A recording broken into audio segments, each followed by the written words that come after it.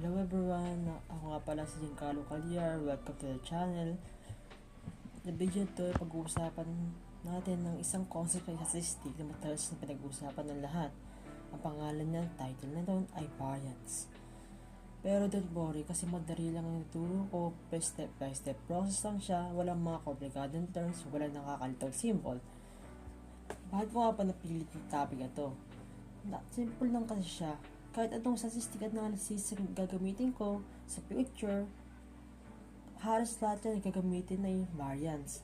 Kung marunong ako mag-compute manually ng variance, mas madali kong magagamit yung mga formula na calculator or software na pwedeng gagamitin ko sa future.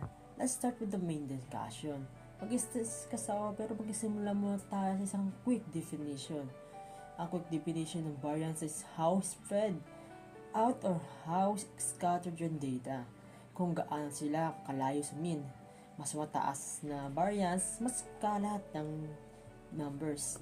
Mas mababa, mas dikit-dikit sa number. Dikit-dikit sila sa average. Step by step process. Yung first step ng process natin, ikunin lahat ng mga data. Halimbawa ng mga score sa screen. 5, 7, 9, 10, and 9. Step 2, i-compute natin ang mean. Paano ba makuha yung mean? Madali lamang siya. I-add mo na lahat ng values, i-divide mo siya, tapos kung ma-add lahat yun, i-divide mo yung values by gaano karami sila. Kung ilan yung values, hindi yung add mo.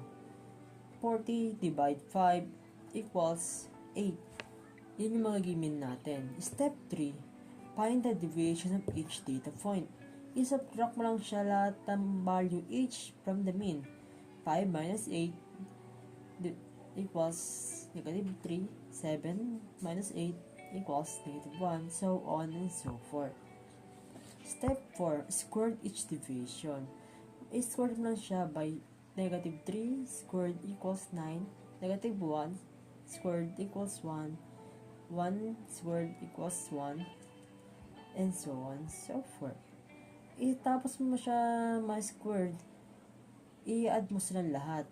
Pag na-add mo na lahat, yun na ang squared deviation.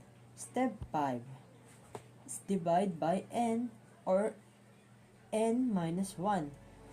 Yung n, population siya. Pag ginamit na natin yung population, sabihin population variance, kung sample siya, sample variance.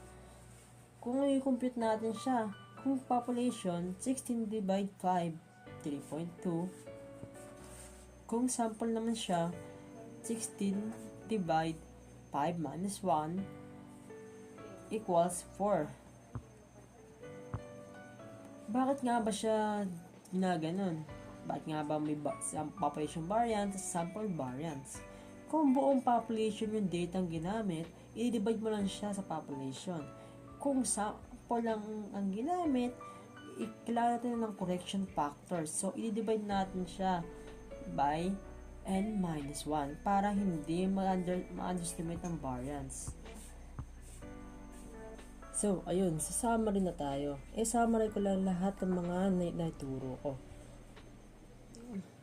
I-quick recap na natin. Una natin ginawa, kinuha natin yung mean. Pangalawa natin ginawa yung minus natin yung mean sa bawat data point. Number 3, i-squared natin ang mga deviations.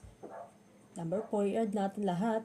Number 3, divide natin by n or n minus 1. Ganun lang kasimple lahat.